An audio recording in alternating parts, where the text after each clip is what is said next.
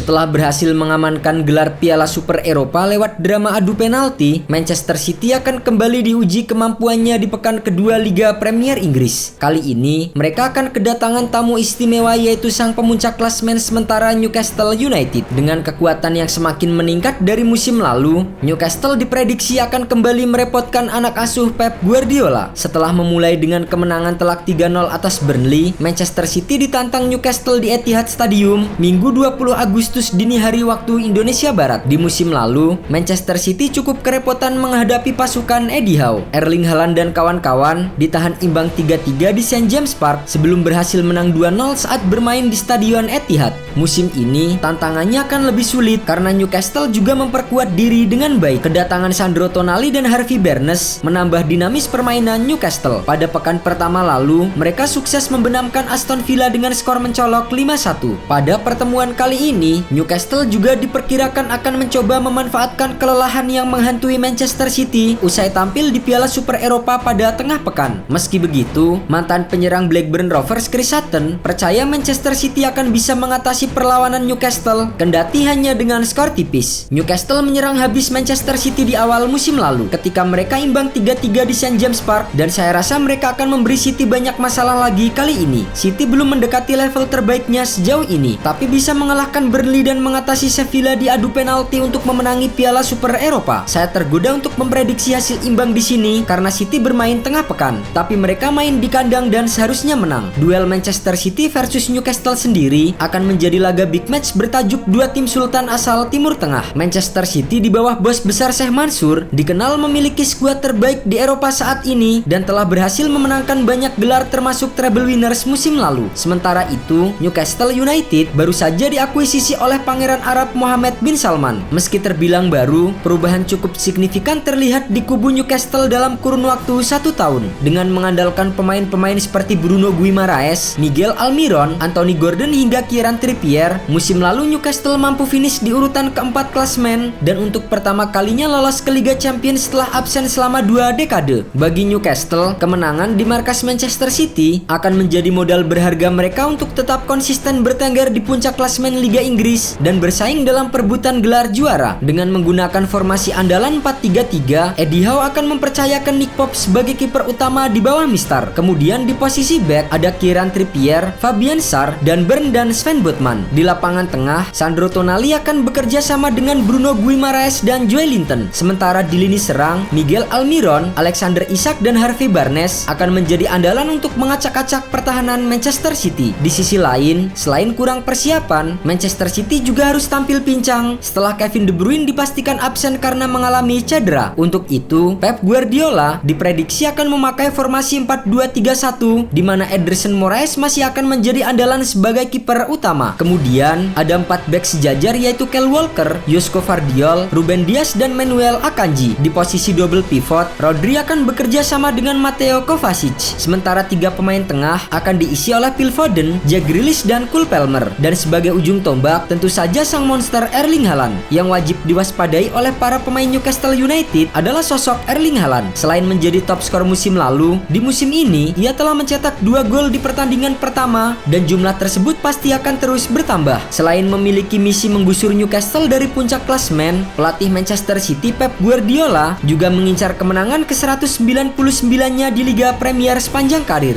Dengan kemenangan atas Newcastle, hal itu akan semakin mendekatkan ke 200 kemenangan Liga Premier Inggris dan masuk ke dalam jajaran pelatih elit seperti Arsene Wenger dan Sir Alex Ferguson. Sir Alex Ferguson mampu meraih 528 kemenangan selama menjadi pelatih Manchester United. Adapun Wenger mampu mengukir 476 kemenangan bersama dengan Arsenal.